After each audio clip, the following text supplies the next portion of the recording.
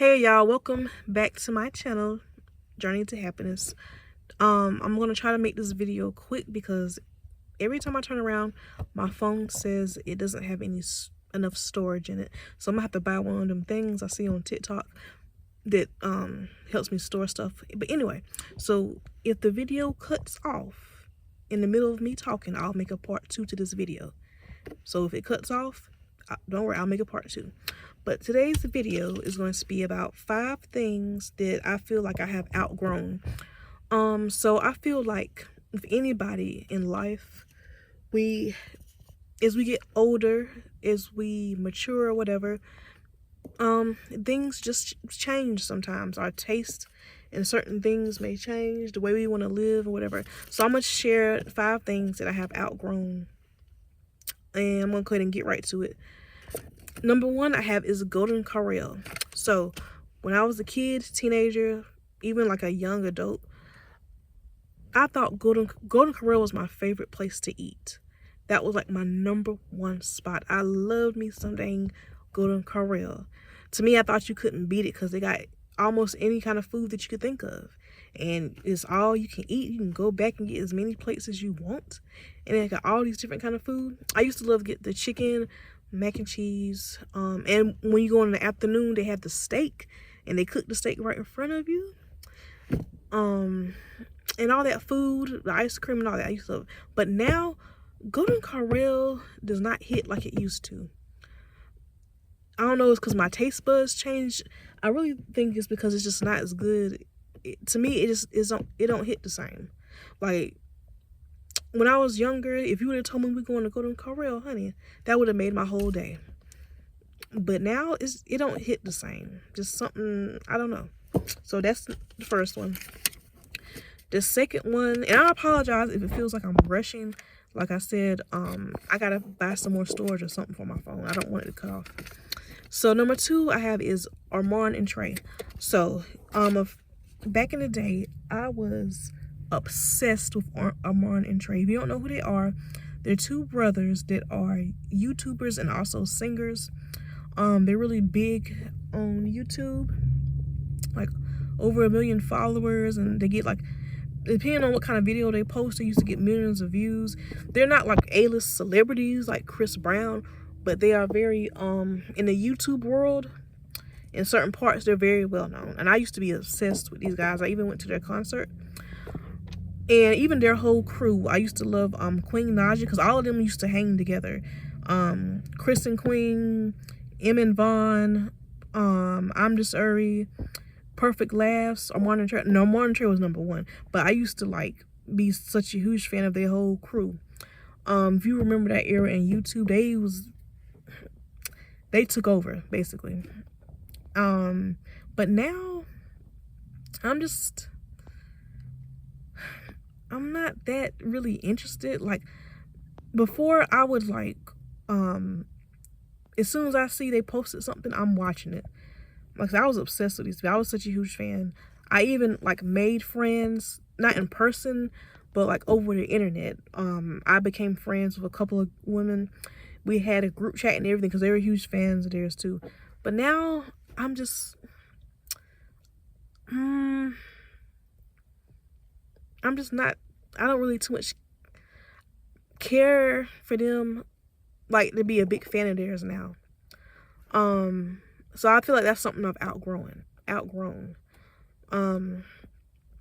For different reasons, especially like with Queen. I used to love Queen Naja. I used to kind of look up to her in a way. I went to her concert too a few years ago. But now it's just like, I don't even go on their page anymore. I might see them once in a while when I'm scrolling, but I don't even like really follow them, you know what I'm saying, on social media like that. Nothing against them, it's just not my cup of tea anymore. And there was a couple things that they did that I didn't like. So yeah, I would talk about it, but I don't know if I'm gonna have time to talk about it in this video. So I'm just gonna give an example. When I was at Armand and Trey's concert, right? So after the actual concert, If you had a certain kind of ticket, like a VIP ticket, you can stay afterwards in the building, and pretty much they would have music and they could take pictures and stuff, right?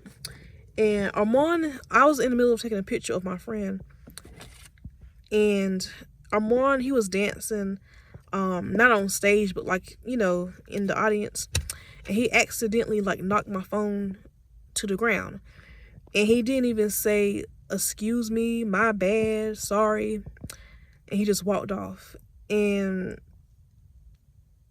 at the time, I didn't let it get to me because I was such a huge fan of theirs at the time. I know it sounds so stupid, but in my eyes, they couldn't do no wrong. But now that I've matured and I thought about, like, he could have at least said sorry or something. And the thing about them is they're rich. Thankfully, nothing happened to my phone. My phone was fine. But he didn't even check to see if my phone broke, if it got scratched or nothing. He didn't say anything. And the thing is, even if my phone were to get broke or stuff, both of them are rich. Like, they're millionaires. He could have brought me another phone if something did happen to it without a second thought. So it just kind of lets me know what kind of person he is, you know, in real life, you know. So number 3 I have is people's opinions about me. If you don't pay my bills, if you don't give me money, if you don't add to my life in some kind of positive way, I don't care about what you think. I'm sorry, I don't. Yeah, if you don't pay my bills, I don't care about your opinion about my life. If you're not helping me, for example, my car, I drive an old car.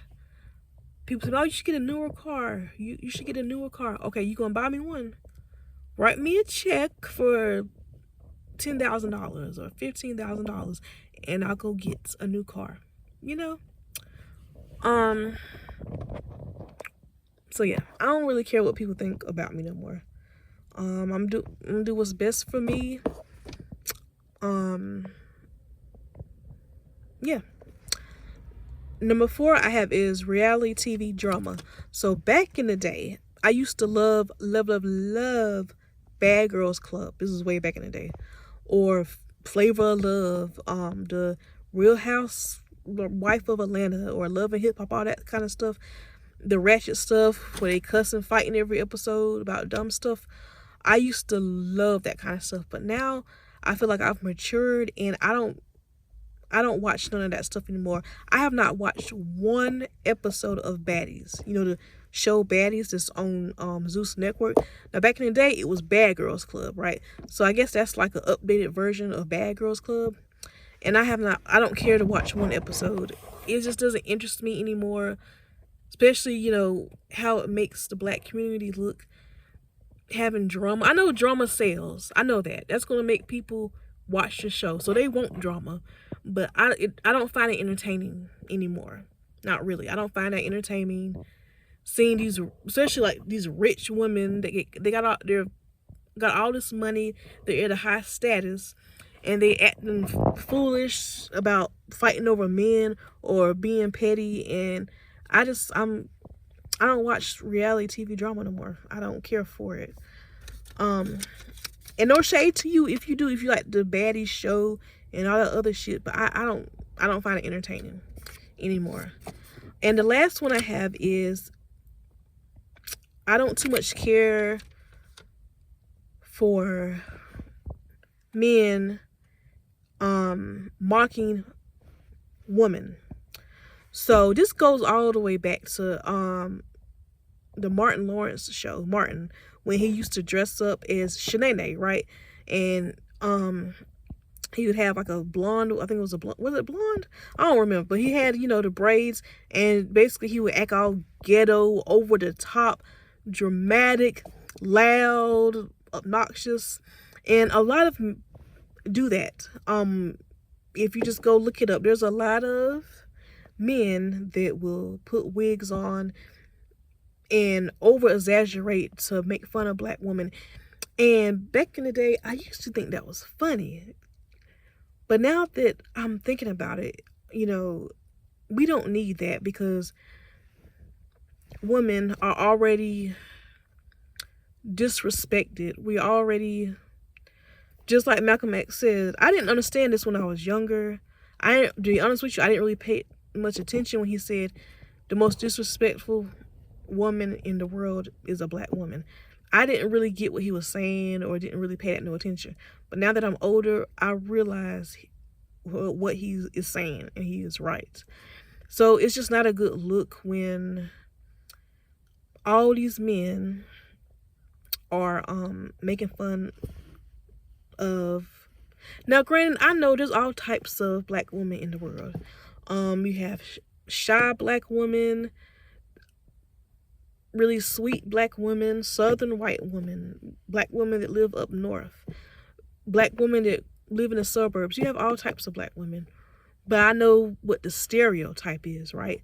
And I just don't like it when they over exaggerate that stereotype, because it's like if the men in your community are making fun of you, then what you think people that are not in your community are gonna do, you know? So I just don't like it. I used to think that shit was hilarious, but I didn't really think about it at the time. I was just thinking it's entertainment. You know, you see a black man acting all crazy, trying to talk like a, you know the stereotype, but they will be so dramatic with it. And now I don't too much care for that, you know. And it goes back like years from now. I mean, years earlier.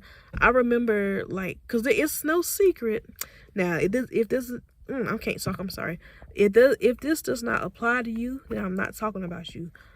But it is no secret that a lot of men, a lot of men in our community, they do not care for black women, and that's just a fact. And there's nothing wrong with, dating outside your race, but you don't have to put down you don't have to put down a certain group of women to uplift your girlfriend or your wife, because, if she happens to be Hispanic or, white or whatever. So yeah. I remember this was back when I was in middle school. This is one of the first times I experienced that, where his name was Scooter.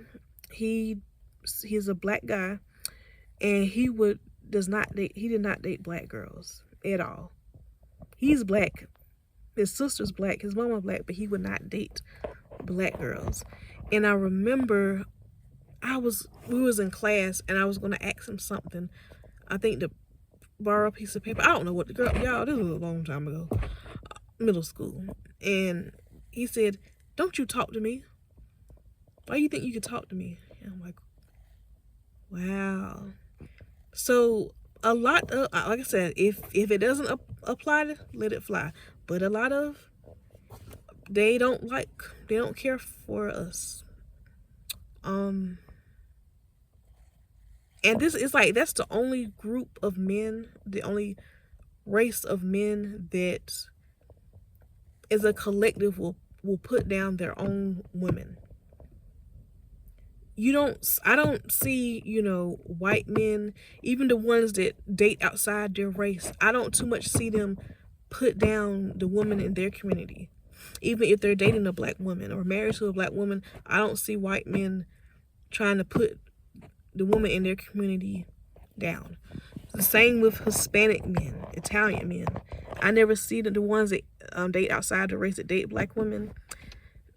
I don't see them making fun of their own race of women. But it seems like a lot of men, especially the ones, and that's a good majority of them, the ones that date outside their race, a lot of them, they do put down women. Not all. So if you are a black man and you don't do that, I'm not talking about you. But it is a good amount.